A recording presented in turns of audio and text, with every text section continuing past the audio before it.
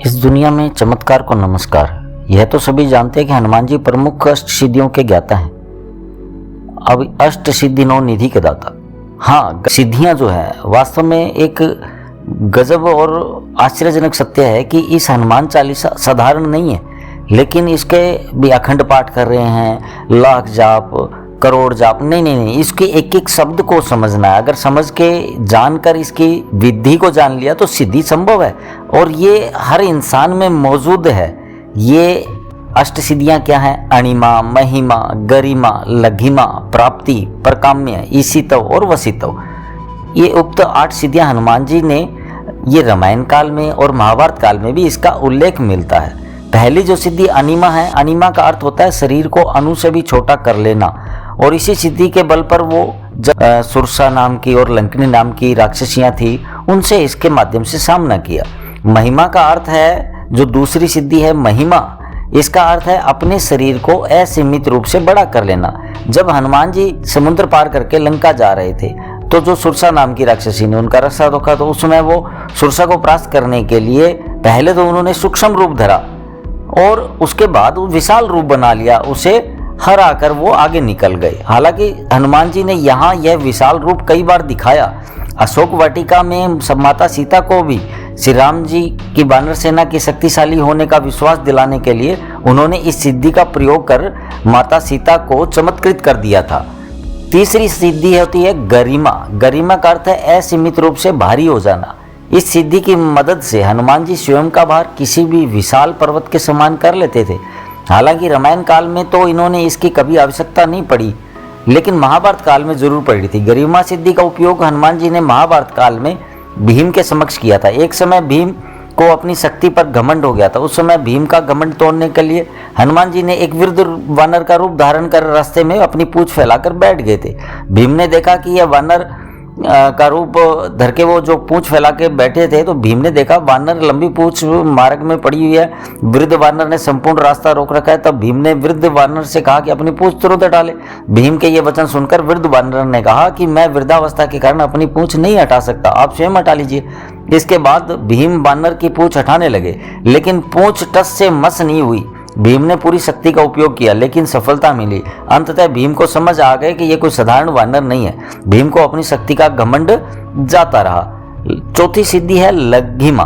लघिमा का अर्थ है लगभग भार रहित हो जाना। इस सिद्धि से हनुमान जी स्वयं का भार बिल्कुल हवा जैसा हल्का कर सकते हैं और पल भर में वह कहीं आ जा सकते। भारहीन किसी भी स्थान पर वो बैठ सकते।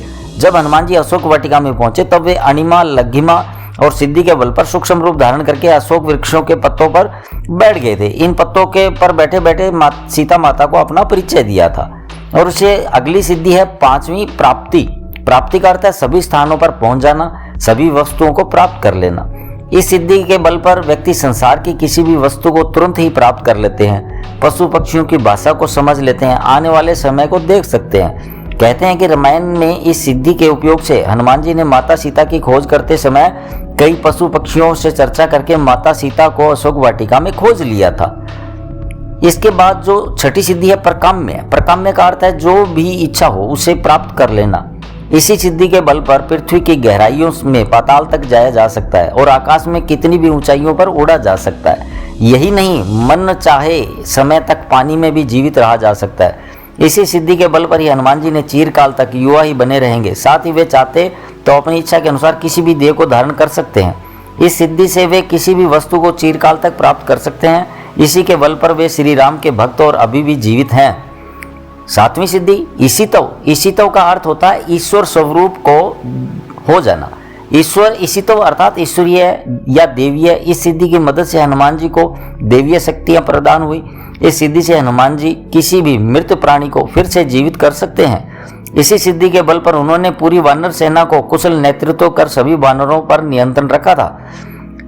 आठवीं सिद्धि जो वसितव। वसितव का अर्थ है सभी को वश में कर लेने की शक्ति। इस सिद्धि के प्रभाव से ही हनुमान जी जितेंद्रिय और मन पर नियंत्रण करने रखते हैं। इसी के कारण वे अतुलित बलधामा हैं। वसितव के कारण हनुमान जी किसी भी प्राणी को तुरंत ही अपने वश में कर लेते हैं। हनुमान जी के वश में आने के बाद प्राणी उनकी इच्छा के अनुसार ही कार्य करता है। तो ये जो सिद्धियां हैं ये कैसे, अभी क्या है कि ये सिद्धियां मेरे पास नहीं है, लेकिन मैं उनसे मिला हूं जिनके पास ये सिद्धियां थी इसी जीवन में, इसी कलयुग में।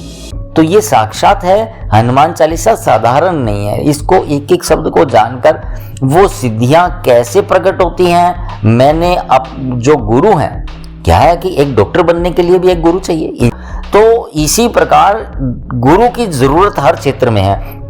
इस चीज को जानने के लिए एक विशेष जो इस लेवल तक पहुंचा हो, मेरी मुलाकात हुई, आज भी मौजूद हैं ऐसे जो वास्तव में अगर ये चीजें चाहिए तो उन्हें गुरु धारण करके ये प्राप्त किया जा सकता है। तो वो आगे की चर्चा में आएगा। ये सिद्धियां सभी में मौजूद हैं, बस उन्हें एक गुरु का इशारा मात्र की जरूरत होती है, इससे ये प्रकट हो जाती है। तो आगे की कड़ियों में आप बने रहें, उसमें बहुत से रहस्य आपको जानने को मिलेंगे।